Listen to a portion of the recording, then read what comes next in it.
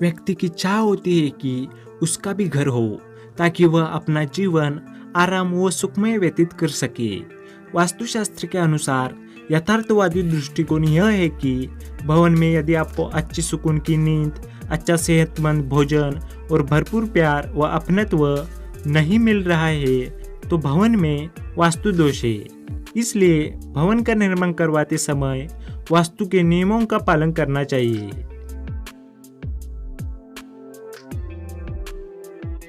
वास्तुशास्त्र के अनुसार भवन का मुख्य द्वार 4 में से किसी एक दिशा में हो, परंतु यदि वह पूर्व या उत्तर दिशा में हो तो श्रेष्ठ होगा। पूर्व दिशा इसलिए क्योंकि पूर्व से सूर्योदय और पश्चिम से अस्त होता है। पूर्व दिशा में निर्मित मुख्य द्वार तथा अन्य द्वार भी केवल पूर्वमुखी हो तो शुभ परिणाम प्राप्त होते हैं। साथ ही उत्तरमुखी भवन में लगाए जाने वाले मुख्य दरवाजे को चौकोर रखना चाहिए और उत्तर की ओर खुला छत रखना चाहिए। यह सकारात्मक ऊर्जा का संचार करने में सहायता करता है। घर में पूजा के कमरे का स्थान सबसे अहम होता है। इस स्थान से ही हमारे मन और मस्तिष्क को शांति मिलती है। वास्तु के अनुसार देवों के लिए उत्तर पूर्व की दिशा श्रेष्ठ है। इस दिशा में पूजा घर स्थापित करें। यदि पूजा घर किसी और दिशा में हो तो पानी पीते समय मुंह ईशान कोण यानी उत्तर पूर्व दिशा की ओर रखें। पूजा घर के ऊपर या नीचे की मंजिल पर शौचालय या रसोई घर नहीं होना चाहिए और न ही इससे सटा हुआ। साथ ही सीढ़ियों के नीचे पूजा का कमरा बिल्कुल नहीं बनवाना चाहिए और यह हमेशा ग्राउंड फ्लोर पर ही होना चाहिए, तहखाने में नहीं। पूजा का कमरा खुला और साफ बनवाना चाहिए। भोजन की गुणवत्ता बनाए रखने और उत्तम भोजन निर्माण के लिए रसोई का स्थान घर में सबसे महत्वपूर्ण माना जाता है।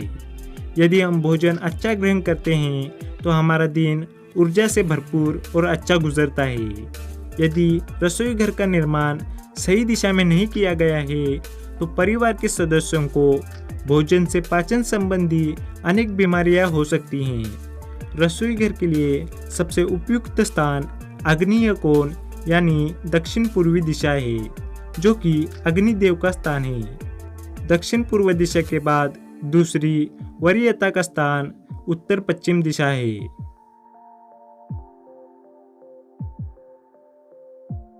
भवन में मुख्य शयन कक्ष, जिसे मास्टर बेडरूम भी कहा जाता है, उसे भवन के दक्षिण पश्चिम यानी नैऋत्य या उत्तर पश्चिम यानी वायव्य की ओर होना चाहिए। यदि मकान बहुमंजिला है तो मास्टर बेडरूम ऊपरी मंजिल के दक्षिण पश्चिम कोने में होना चाहिए। बिस्तर के सामने आईना और शयन कक्ष के दरवाजे के सामने पलंग न लगाए। शयन कक्ष में सोते समय हमेशा सिर दीवार से सटाकर सोना चाहिए। साथ ही पैर दक्षिण और पूर्व दिशा में करके नहीं सोना चाहिए। इनके अलावा उत्तर या पश्चिम दिशा में पैर करके सोएं। उत्तर दिशा की ओर पैर करके सोने से स्वास्थ्य लाभ तथा आर्थिक लाभ होने की संभावना रहती है और पश्चिम दिशा की ओर पैर करके सोने से शरीर की थकान निकलती है और नींद भी अच्छी आती है।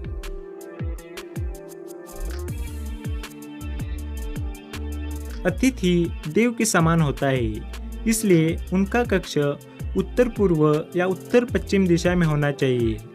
वास्तु में घर के उत्तर पूर्व दिशा यानी ईशान कोण में अतिथि कक्ष होना उत्तम माना गया है। अतिथि कक्ष दक्षिण पश्चिम दिशा में नहीं बनाना चाहिए क्योंकि यह दिशा केवल घर के स्वामी के लिए है। उत्तर पश्चिम दिशा आपके मेहमानों के ठहरने के लिए सबसे सुविधाजनक दिशा है।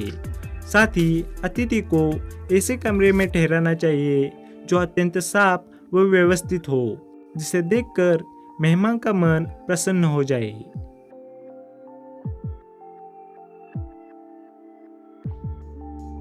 भवन में या भवन के आंगन में स्नान गृह और शौचालय बनाते वक्त वास्तु का सबसे ज्यादा ध्यान रखना चाहिए क्योंकि इसके बुरे प्रभाव के कारण भवन का वातावरण बिगड़ सकता है। स्नान गृह में चंद्रमा का वास है तथा शौचालय में राहु का। अंततः शौचालय और स्नान गृह एक साथ नहीं होने चाहिए, अर्थात चंद्र और राहु का एक साथ होना चंद्र ग्रहण है, जो गृह कलह का कारण बनता है। स्नान गृह भवन के पूर्व दिशा में होना चाहिए। नहाते समय हमारा मुंह अगर पूर्व या उत्तर दिशा में है तो लाभदायक माना जाता है। शौचालय भवन के नैऋत्य यानी पश्चिम दक्षिण कोण में अथवा नैऋत्य कोण व पश्चिम दिशा के मध्य में होना चाहिए। इसके अलावा शौचालय के लिए वायव्य कोण तथा दक्षिण दिशा के मध्य का स्थान भी उपयुक्त बताया गया है। पूर्व दिशा में उजालदान होना चाहिए। स्नान गृह में वॉश बेसिन को उत्तर या पूर्वी दीवार में लगाना चाहिए और दर्पण को उत्तर या पूर्वी दीवार में लगाना चाहिए। दर्पण दरवाजे के ठीक सामने न हो और शौचालय में सीट इस प्रकार हो कि उस पर बैठते समय आपका मुख दक्षिण या उत्तर दिशा की ओर होना चाहिए। साथ ही शौचालय की नकारात्मक ऊर्जा को घर में प्रवेश करने से रोकने के लिए शौचालय का उपयोग एग्जॉस्ट फैन चलाकर करना चाहिए।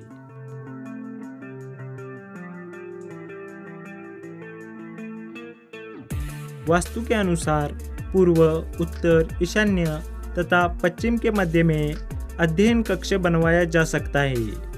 अध्ययन करते समय दक्षिण तथा पश्चिम की दीवार से सटकर पूर्व तथा उत्तर की ओर मुख करके बैठना चाहिए और अध्ययनकर्ता के पीठ के पीछे द्वार अथवा खिड़की न हो।